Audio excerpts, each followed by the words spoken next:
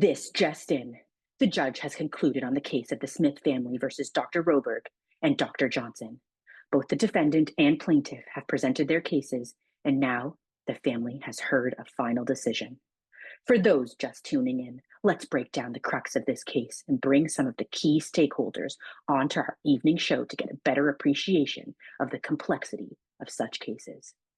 Jessica Smith was a 36-year-old when she underwent an amniocentesis at Mount Sinai Hospital in Toronto, Ontario, due to her advanced maternal age and genetic screening blood work that she had completed, which showed high risk of trisomy 21, commonly known as Down syndrome.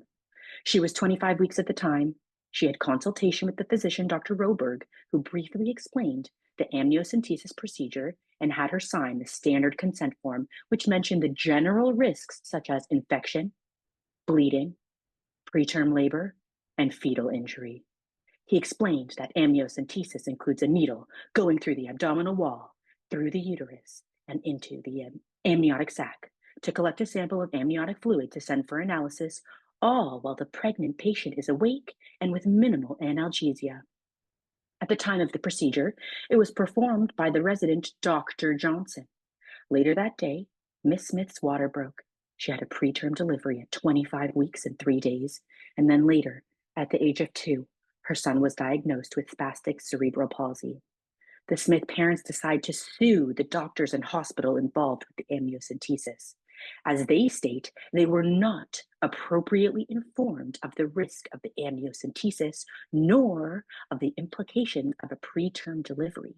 They state that had they known the severe risk of premature delivery, they would not have undergone the amniocentesis procedure, which was the cause of the preterm rupture of membranes and the preterm labor. Let's hear from the Smith family to hear their perspective about what went wrong during Jessica's pregnancy and what led them to pursue legal action. I decided to have the amniocentesis procedure done after I received the results from my prenatal screening blood work. It showed that my baby could have Down syndrome, so I was worried and I just wanted to know for sure. So I went to see Dr. Roberge for a consultation, and it just included getting information about the procedure, and it just gave a brief overview of the risks and complications associated with the procedure. After that, Dr. Roberge quickly went over the consent um, and asked me to sign it. I remember him telling me that the risk was small and he barely went into detail about possible complications. So I thought it was my best option to confirm whether or not my baby actually had Down syndrome. I thought it was a safe procedure. Dr. Johnson was the one who performed the amniocentesis procedure, and everything seemed like it went well. But after I went home, my membrane ruptured. I was terrified. I was so worried I was going to lose my baby. My husband and I rushed to the hospital, and I was admitted not long after. And I gave birth to my son, John. It was the scariest experience of my life. I wasn't sure if John would make it, or if he would, or if it would mean that, or what it would mean for him to be born so prematurely. Dr. Auberge should have told me about the preterm delivery and all the complications associated with children who are born prematurely. He said that the risk was small, but the procedure, it's changed our lives forever. If I had known the So, risks, I wouldn't have done it. This is why we're suing Dr. Auberge and Dr. Johnson for battery. My consent for this procedure was obtained through misrepresentation. Had all the risks and complications been explained to me properly, I would have never, ever consented to the amniocentesis procedure. And if I didn't have the procedure, I could have carried John to full term, and he would have probably been born healthy and typically developing. Miss Smith, thank you for sharing. Now, over to Dr. Roberg. Hi, and thank you for taking the time to speak with us. So the first thing I want to say is that I think we all feel sorry that we're here today, and this is a terrible situation to go through for both Jessica, her partner, and for us. I do want to emphasize that I did go in detail with Jessica and her husband about the risk of the procedure, just like I always do prior to any procedure. I believe in patients' autonomy of choice, and I really feel like I gave them a good picture of the procedure. And I remember vividly, Jessica was very nervous about the results of the first trimester screening, and she wanted more answers, which is why I took the time to explain to them and reassure them. I explained the procedure. I went over the risk that any reasonable patient would want to know. I told them about the PPROM, about the preterm birth, the risk of infection, the risk of pain at site of infection, and so on. And after offering all of the alternatives of not having an amniocentesis, Jessica and her husband, they decided to undergo the amniocentesis. And I offered time for question, and I really feel like their consent was totally voluntary and informed. You can even look at my note. I mean, I detail our conversation just like I do for any procedure and consent I do in my office. The other thing is I will absolutely have to disagree with their complaint of battery. We did not complete the procedure without their consent, and I want to re-emphasize and make that clear for everyone. Consent was informed, voluntary, and it was done by a very competent patient. Preterm is a very unfortunate complication of the procedure which occur rarely, but it can happen, and they were aware of that. I explained that myself or a member of the team would be involved in performing the amniocentesis, which also covers Dr. Johnson in this case.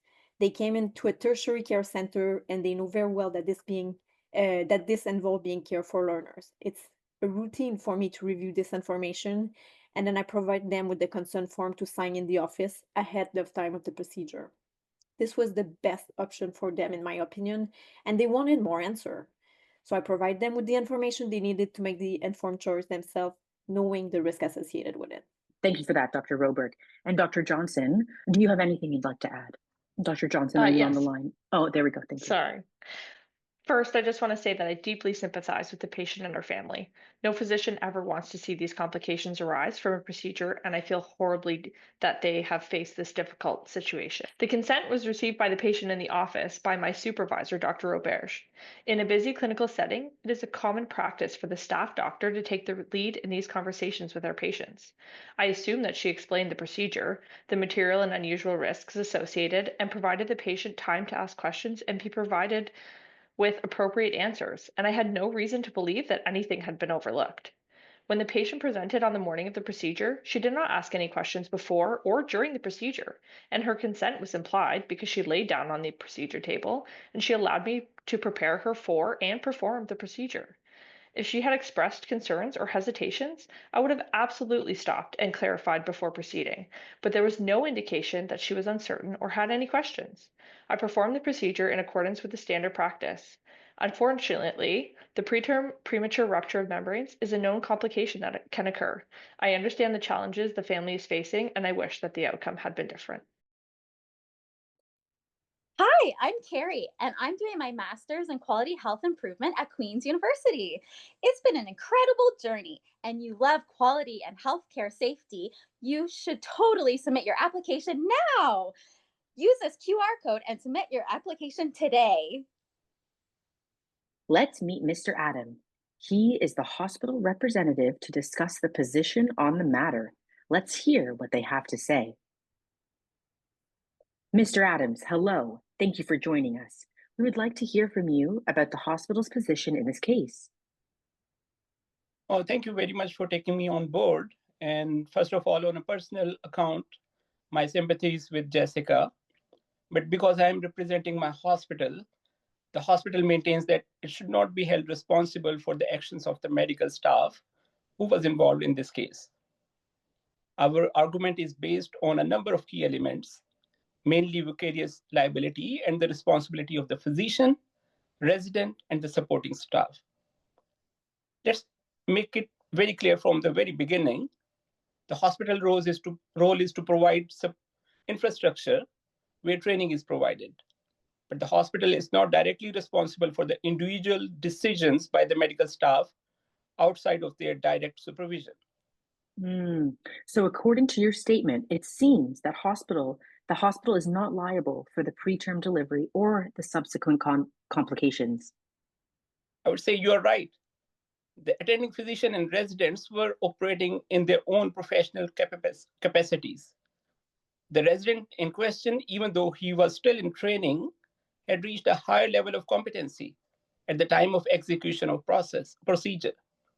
It is worth mentioning that by law, residents are considered independent practitioners during procedures once they have reached to a certain level of competency.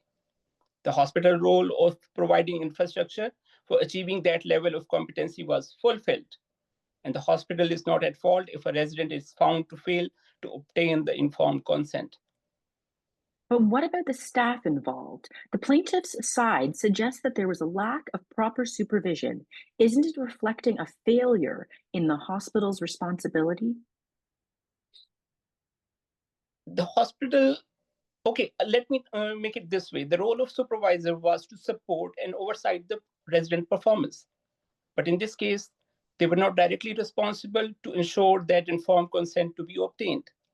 The supervisor on duty was present for the procedure and should have been responsible for making sure the procedure should undergo according to the standards, including the process of obtaining informed consent. If any staff fail to fulfill their supervisory duties, it is they, not the hospital, who should bear responsibility for any potential negligence.